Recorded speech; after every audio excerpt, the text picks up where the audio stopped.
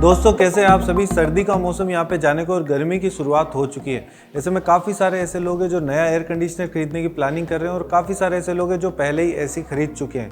अब जो लोग नया एयर कंडीशनर खरीदने की प्लानिंग कर रहे हैं उन लोगों का ये सवाल है कौन सा एयर कंडीशनर बाय किया जाए।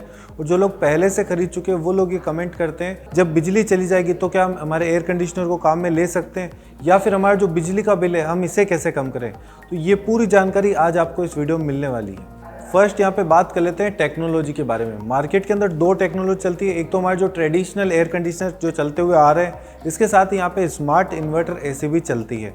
अब ये दो टेक्नोलॉजी है। जो नॉर्मल एसी है इसके अंदर क्या होता है कि नॉर्मल कंप्रेसर होता है, नॉर्मल मोटर होती है, और दूसरी साइड क्या होता है कि यहाँ पे इन्वर्टर एसी होती है जिसके अंदर एक वेरिएबल स्पीड की मोटर होती है।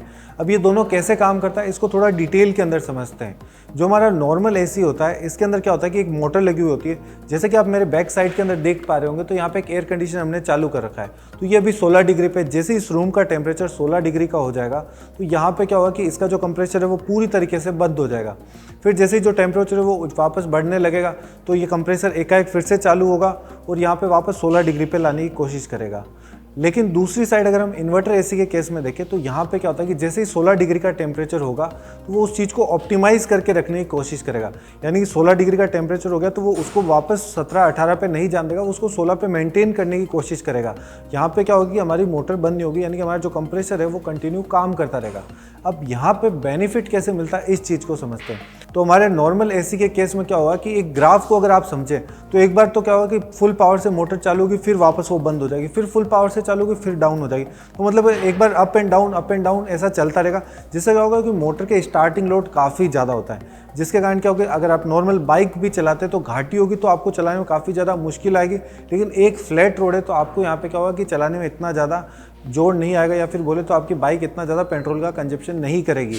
तो यही सेम कॉन्सेप्ट यहाँ पे होता है। इसलिए जो स्मार्ट इन्वर्टर एसी होता है इसे ज़्यादा बेस्ट माना जाता है क्योंकि ये पावर सेविंग करता है और उसकी एफिशिएंसी जो होती है वो काफ़ी हाई होती है नॉर्मल एसी के कंपैरिजन में। तो अब आपके केस में आप कौन सा एसी परचेज करेंगे पहले ये चीज़ जान लेते हैं। तो यहाँ पे पहली कंडीशन होती है कि आपको पोर्टेबल एसी चाहिए या फिर परमानेंट फिक्स करना है। अगर आप रेंट के ऊपर रहते हैं या फिर आपको ऐसा एसी चाहिए जिसको आप पोर्टेबली काम में ले सकते हैं तो इसके लिए मार्केट में या तो विंडो एसी काम में ले सकते हैं या फिर पोर्टेबल एसी भी अवेलेबल है, आप इन दोनों को प्रीफर कर सकते हैं। लेकिन आप चाहते हैं कि परमानेंट आपके घर के अंदर एसी इंस्टॉल कराना है तो यहाँ पे स्प्लिट एसी को काम में ले सकते हैं, ये ज़्यादा बेटर ऑप्शन होगा आप लोगों के लिए।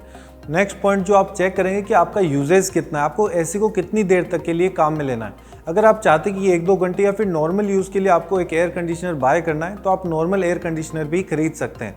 लेकिन अगर आप चाहते हैं कि आपका एयर कंडीशनर उसको आप 10 से 15 घंटे या फिर ज़्यादा टाइम के लिए काम में लेंगे, या फिर आप चाहते हैं कि जो आपका एयर कंडीशनर है इसका कंजप्शन कम रहे, तो यहाँ पे आप स्मार्ट इन्वर्टर एसी को परचेज कर सकते हैं। नेक्स्ट टॉपिक है आपका बिजली का बिल कितना आएगा।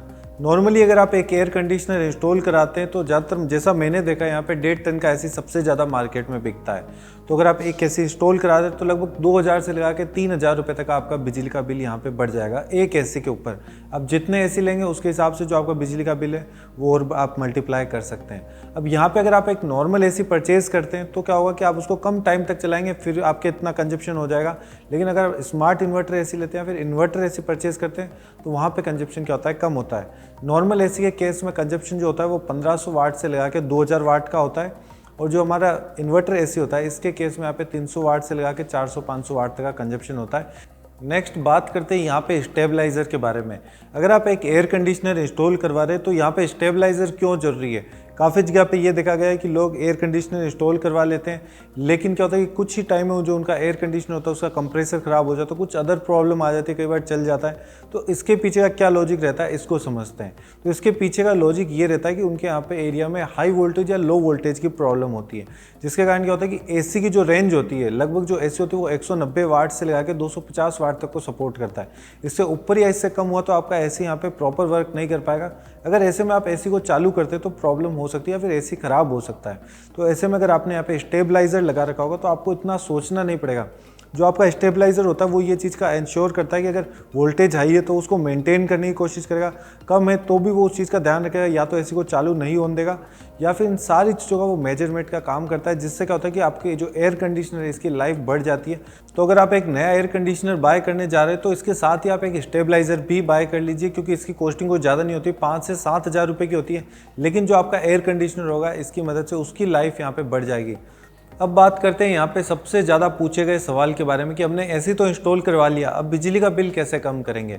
तो बिजली का बिल कम करने के लिए आप यहाँ पे ऑन ग्रिड सोलर सिस्टम को इंस्टॉल करवा सकते हैं। ऑन ग्रिड सोलर सिस्टम, इसके साथ में कंप्लीट नेट मीटरिंग वगैरह सब कुछ करवाएंगे, तो आप इसको सिस्टम को कंप्लीट इंस्टॉलेशन के बाद में आपका जो एसी है इसे लगभग फ्री के अंदर चला सकते हैं। तो इसकी जो कैलकुलेशन होती है वो बहुत बेसिक है।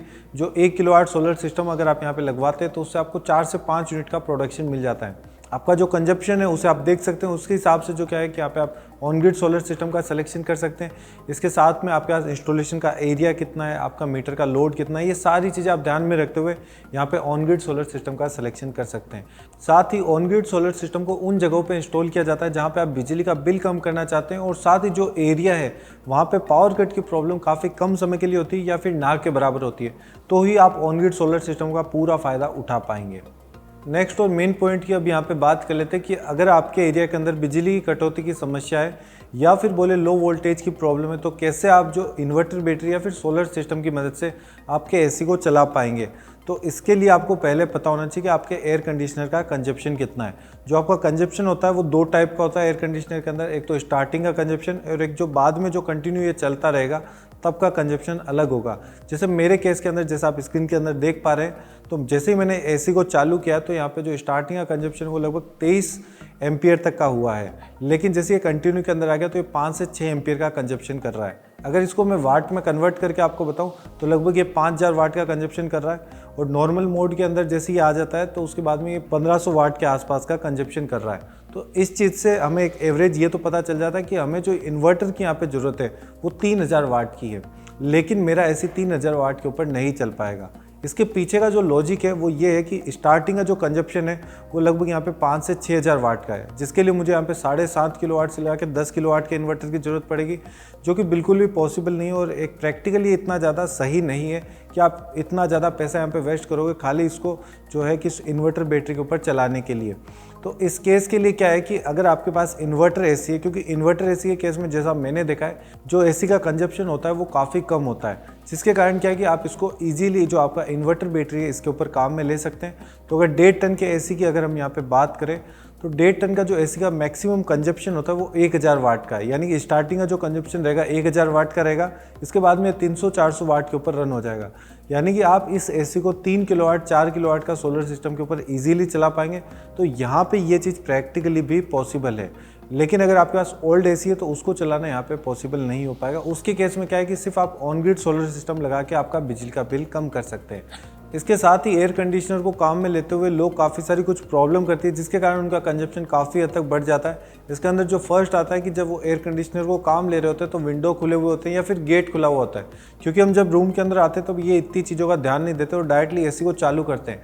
तो ऐसे में क्या होता है जो कंजप्शन होता है वो काफ़ी हद तक बढ़ जाता है। लेकिन अगर हम इसको विंडो वगैरह को बंद रखेंगे तो हमारा कंजप्शन है वो काफ़ी, आप चेक करेंगे तो काफ़ी कम होता है नॉर्मल के केस से। तो ये चीज़ का आप यहाँ पे ध्यान में रखिए कि एसी को काम में ले रहे हैं, और साथ ही एसी को ज़्यादातर जहाँ पे भी आप देखेंगे चालू करते ही 16 डिग्री के ऊपर चालू किया जाता है।